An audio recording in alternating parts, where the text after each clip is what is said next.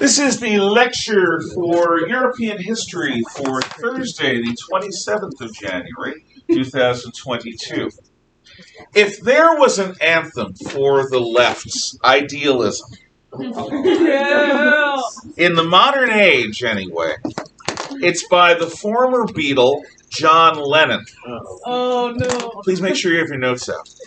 It's called Imagine. Now, I'm not going to go deep into detail about, at least yet, about what I think of this song, but you should hear it. And, yeah, we will talk a little about it and other things to get a sense of what the ideal is. I should pause the video to avoid copyright strikes from YouTube. Can we watch Typeface video? So, imagine all the people, imagine there's no heaven, imagine there's no hell, imagine there's no reason to kill or die, imagine there's no religion, no countries, no borders, everyone sharing everything in common, a brotherhood of man. What this is, the original song of communism is the Internationality, which I will play for you in a future lesson. And later, after World War II, the Soviet national anthem sort of takes a bit of that, but that's too great Russian patriotic, really. This is the Internationale, the communist song for for the late 20th century. And what it does is it depicts very clearly, with hope, a material utopia. A place where there is no want, a place where there are no great conflicts, because nobody has to be accountable to any god or any faith or any nationality or any flag. We're all just people together, sharing everything in common. And the truth is that no vision of socialism, no utopia is possible so long as anywhere on earth is other than communism. This is very important. Whenever I used to debate my friends in college who were leftists, and I had them. Back then, you could actually have friends across political lines. We made fun of one another. We didn't think much of each other's ideas, but we enjoyed each other's company. And what they always said when I pointed out the manifold problems with Soviet Russia and the Soviet system and communism in general is, well, of course, because communism still has to compete with capitalism, and the dark side of human nature leads people to greed, and greed leads to suffering. It's an almost Yoda-like thing. The only way communism will work and greed will melt away inside of us is if we have no choice. As long as there is a capitalist system out there tantalizing and seducing like some succubus straight out of hell the good people of the socialist world, good people of the socialist world will not resign themselves and go through the stages of grief that self and self-interest requires and replace it with something better, which is commonwealth, community, us. So every time the faults of communism are pointed out, what a genuine, true, believing communist will tend to say is, it's your fault because you still exist as a non-communist. If only everyone were communists, the world would then transition. Yes? Did John Lennon write this as a satirical comedy? No, John Lennon was a true believer. Really? Understand, there is no one like a wealthy, privileged communist. No one in the world, such a true believer as somebody, a poor kid from Liverpool, who plays the guitar and sings, lucks into being a member of the Beatles, which is the breakthrough cultural event of the 1960s in terms of music. And he becomes globally famous, rich, like all the other Beatles, John, Paul, George, and Ringo. Now, George goes to India and learns the sitar from Ravi Shankar, and he experiments with Eastern religion. Fine, he's wealthy enough to be a Buddhist and still be stinking rich. Paul McCartney continues to be a musician for the rest of his life. He has a very happy marriage. She dies. He then marries again, and she takes advantage of him, and he's brutalized. But does a lot of good music. Ringo Starr ends up marrying one of the most beautiful women of the 1970s, Barbara Bach, and does a bunch of comedies, like the movie Caveman, which, if you've never seen Caveman, you should. It's kind of funny. And Ringo always appreciated it. He lucked into it. But the most serious of them was John Lennon, who became a true believing socialist.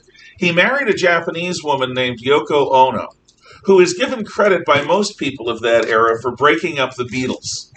If you ever hear a story of a rock band, and the lead singer, or one of the lead singer's rock girlfriends ends up she thinks she's a member of the band, and she starts getting involved in band decisions, and the other members of the band are looking like, you're not part of the band, you're the girlfriend of one of us. And the guy no, that's John Lennon. Lennon continues with his music career after the Beatles, but he's also deeply involved in left-wing politics.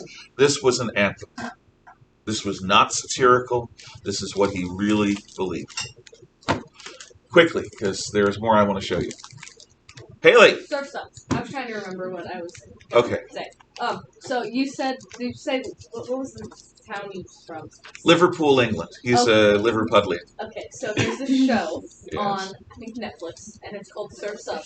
Uh-huh. And it's like a penguin, but he's like a surfer penguin, and he's from Liverpool. Okay.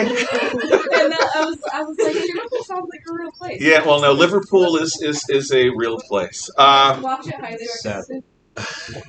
Well, actually, there are good things. It's a factory town, and it's a port town. Okay, now what I'm going to show you is one of the truly great thinkers of our time, no joke, who is capable, if you listen, of explaining conservatives to liberals and liberals to conservatives, is the American Jonathan Haidt. He's a psychologist, and he is a political philosopher, and he doesn't take himself too seriously. But here he is engaged in a Q&A session about the divide between left and right that plagues us. And it is pertinent to this topic, and it's also pertinent to Imagine, which he frequently references, at least in general terms. So I hope that you will. It takes a little while. It's about 15 minutes, but I think it's worth your time. There's more valuable stuff here, but you get the idea. What Haidt has said in other places is that liberals and conservatives hold different things to be sacred. Sacred is not an easy word, because to violate sanctity is to engage in obscenity. It's not simply agreeing to disagree, which reasonable people can do. It's you have led pigs to defecate and urinate in the Holy of Holies. You have taken the image of our unification or our God or our state, and you have burned it and laughed at it and stomped on the ashes. You have done something that's not simply wrong. That's not simply something I disagree with. That's not simply the product of a good person, a thoughtful person doing something from a different set of proportions than I have. You're doing something that's freaking evil. And what has happened is that both sides have a different sense of what is sacred and what is not. As I understand it, people on the left, progressives, liberals, socialists, consider group identity to be sacred, and they consider minorities and disenfranchised people to be sacred. Because what liberals hold sacred most of all is the idea of justice. And the idea of justice, as they frame it, is that past inequities must be leveled, that past prejudices must be destroyed, that groups that have in the past been disenfranchised must be brought into a state of equity by reason or force We must have all of those old groups liberated from the yoke of oppression.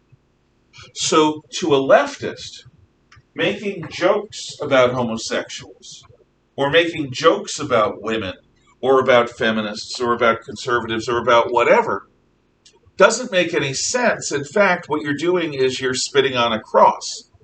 As far as they're concerned, you're engaged in something that isn't a stress relief. That isn't something that in the past people used to do. I grew up in a racially divided Bronx and Connecticut, and I can tell you, one of the things that brought us together is laughter. Sometimes when you're suffering, the best thing you can do is make a joke. But today, you know how unfunny fanatical people can be.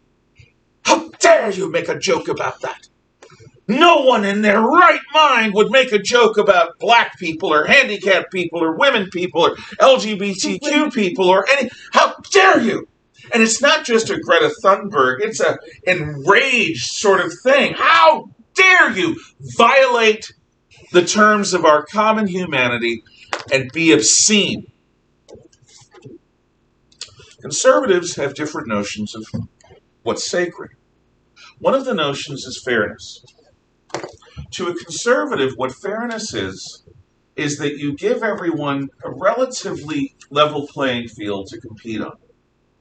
And if a person works hard and disciplines themselves and obeys the rules of society, they'll succeed. And so people like me think that the ultimate utopia is a colorblind meritocracy. In other words, it's a place where it doesn't matter who you are. Who the frick cares about your identity? That's your business. Keep it to yourself. What matters is what you do in public, what you say in public. Are you a good worker? Are you a hard worker? Are you frugal? Are you a person that's going to earn success? And whoever you are, whatever your race, you'll get it. But when a liberal or a progressive or a socialist or a social justice warrior decides that we need to change the rules for certain groups of people to level off past inequities, to a conservative, that's a violation. That's obscene. Because you're taking the one thing that has made the West and America great, which is the idea of meritocracy, which gives the children of the poorest and the children of the richest a relatively level playing field. Yeah, the rich have some advantages, but still it's ultimately up to you to succeed if you earn it. And if you skew the results and play affirmative action games with different groups, like, I don't know, there's an opening on the Supreme Court and the sitting president has promised to appoint a black woman, which he did last year in the election, and which his office has said he will do. Well, that's nice. It's nice to know that he picked his vice president because she was a black woman, and he's going to pick his first Supreme Court justice because whoever it will be, she will be a black woman. Heck, Biden could solve a lot of his problems by appointing Kamala Harris to be the next Supreme Court justice, because then he could pick a new VP, somebody maybe more popular than she is. I don't know. I do know that if a conservative said, I want a white man, the world will be up in arms. Unless the white man happened to be homosexual, in which case it's okay. The idea of sacerdotal things, of sacred things, is different. And the truth is, both sides have a point. And both sides have blind spots. This is why I've said I'm a conservative who loves liberals, because I genuinely believe that without liberals, society would maintain old corruptions. What liberals are good at is spotting old corruptions and pointing out how bad they are, and they try to encourage us to be better. But they like to play God. They like to use the power of government to force people to be virtuous. I don't think you can do that. I think that you use fairness and evolutionary change, and people will become more virtuous. I don't think that you can say that the government has the power to eliminate racism. Racism is something that's deeply ingrained in us. A person can choose to stop being racist. A person can be forced to make believe they're not racist. but that isn't the same thing. So one of the divides, and it is a left-right divide, it's a divide that Marx talks about, is what we think is sacred isn't the same. Marx proposes a wholly different set of things that are sacred, and the current day left has taken those ideas and run with them. So we literally have a division that is religious in the end. What is truth? What is God? What is good? What is evil? Liberals have this idea of social justice. Conservatives have this idea of meritocracy. And they don't mix. And it has intensified the differences of opinion.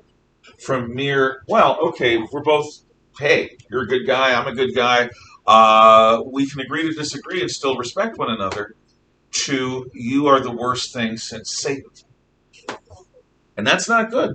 Free people, what is a culture? I've been trying to teach you this for 2 years. A culture is a group of people bound together by certain core beliefs. Well, what is being revealed is that the division between left and right is actually violating or threatening this compact that we as Americans have, that we all believe in sort of small f freedom, small d democracy, and that we can agree to disagree about policy, but we all want freedom. But that very thing that holds us together is more and more frayed as these different ideas of sacredness become more important. It happened before, it happened when we fought a civil war. Hopefully that won't necessarily have to happen again. Now there is something else that plays in, and that is authoritarianism, an attempt to try to force other people to be virtuous. Robespierre talks about it, that virtue without terror is... terror without virtue is ineffective. You need terror in order to make a more virtuous person and a more virtuous republic. And I certainly believe that the left has a record of using terror to try to make people better, to try to make them ready for their socialist utopia. And there are factions on the right that are also so fundamentalist that they'll employ terror tactics too.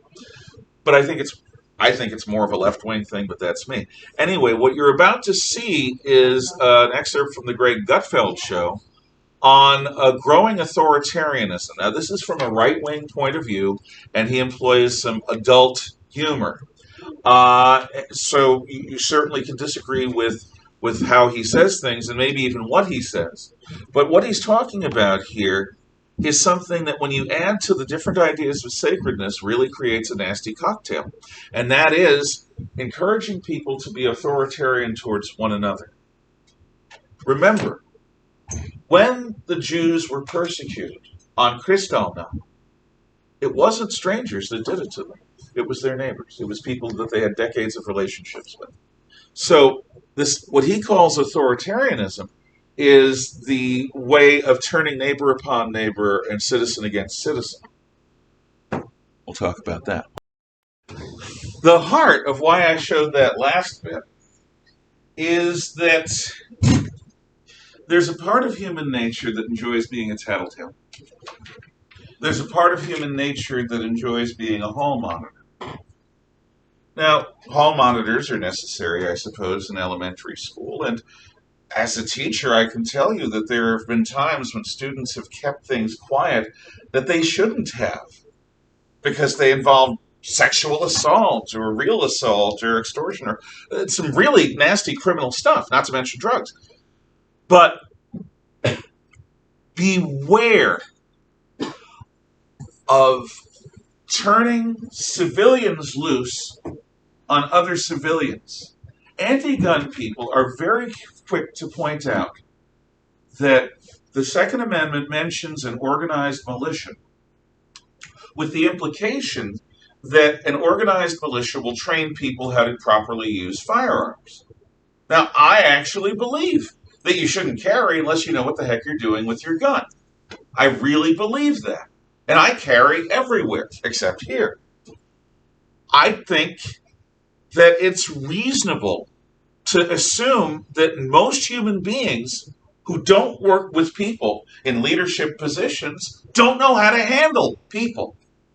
And so you end up with somebody who has classic Napoleon syndrome, which I'm going to use some stereotypes to explain, but I'm trying to get something across. Little man, angry at the world because he's small, decides that now that he has a little bit of power, he's going to use that power to make everyone else pay. And you end up with some really terrible human interactions that can result from Napoleon complex. I've worked for one or two bosses that had it. And what it is this almost sense of vengeance. If you don't train people to use guns and you let them have guns, you should expect a bunch of accidents.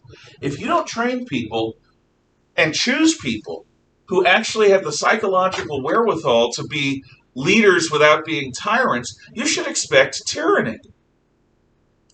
And some people in this country have grown drunk on their own power and their own righteousness. Let me tell you, this is true for people on my side, too.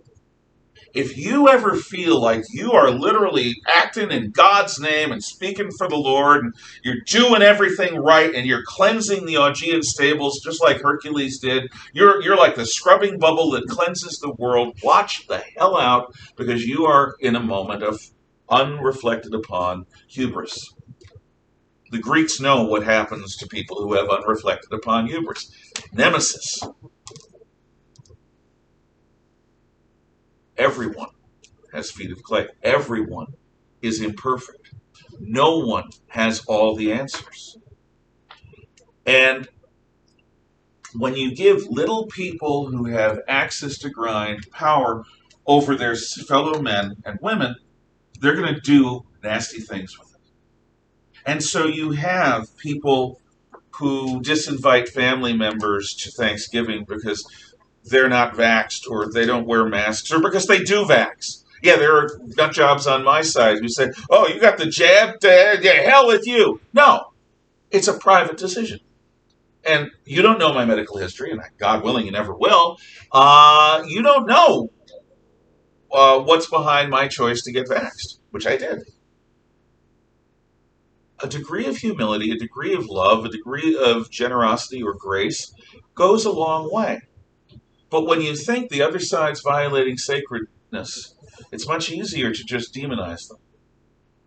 All of this lesson today is about the wages of an unrestricted idealism that can lead you to become the worst kind of person. I have never believed that communism was a good idea and that the socialist utopia was achievable, but I see why good people would. I understand why reasonable, logical, thoughtful, smart people would want a better world like this. I don't agree, but I understand it. So the question is, why every absolute single time it is tried, does it end up in a bloodbath of some kind? Whenever you have revolutionary socialism of any kind, it becomes totalitarian, it becomes oppressive, and thousands of people die. Every time, without exception. Now, there are socialists and progressives and social democrats that don't lead to that, because they are within a democracy and within a mixed economy that has some freedom and some socialism sort of mixed together. You cannot point to Denmark or Sweden or any of the Scandinavian countries as an example of socialism. It's not. Have you ever heard of Saab, of Volvo, of IKEA? Those are private businesses. Those are private businesses in a society that is largely free, that has multiple political parties. In other words, these are socialists within a democratic context. The French would call it a milieu. But when you arrive at a one-party state where the party knows all and the leader of the party knows all, you always end up with the murder. I am trying to get you in this lesson to consider how we get from the best of all possible motives to the killing fields of Cambodia, where over 1/3 of a nation was murdered in less than 4 years. I'll say that again. 1/3 plus of the people of Cambodia were murdered in fewer than 4 years by their government in peacetime. And that's not untypical. That, to one extent or another, is the norm. This is something you owe it to yourself to think about. As a conservative, I have to worry about fundamentalist religious fanatics. I have to worry about people calling themselves conservatives, but they're really National Socialists or fascists. I have to worry about people who are anarchists, who call themselves libertarians. I have to worry about people who call themselves allies of mine, but they're really not. And what I have to say is, okay, they're good people, but they're not advocating what I'm advocating. If you are on the left, I think you owe it to yourself, in terms of intellectual honesty, to consider the possibility that some of the people who call themselves your allies, who say they have the same goals, may actually be dangerous. Just like people on my side may actually be dangerous. You are going to be tempted by tribalism to say my way or the highway, my side or no side. And it feels good. Oh, God, it feels heady and drunk with power to be right and to be with a group of people who know they're right. That's the gateway drug. Think about it. Haley. So for the vaccine, how they you have to show proof of vaccination. Yeah. So they had to do that at Spokane Arena for the rodeo. Yeah, which is. So do you just have to show a picture? No, you have to show. Well, you have to show what you got when you got vaxxed. So yeah, because they have a card that's literally paper with a date. Yeah. So yeah. Can you take a picture of someone? You can't. I don't know. I don't get involved in it. Folks, thank you. Have a good day. Appreciate you thinking about it. See you tomorrow. It's also, now they're saying that IVs are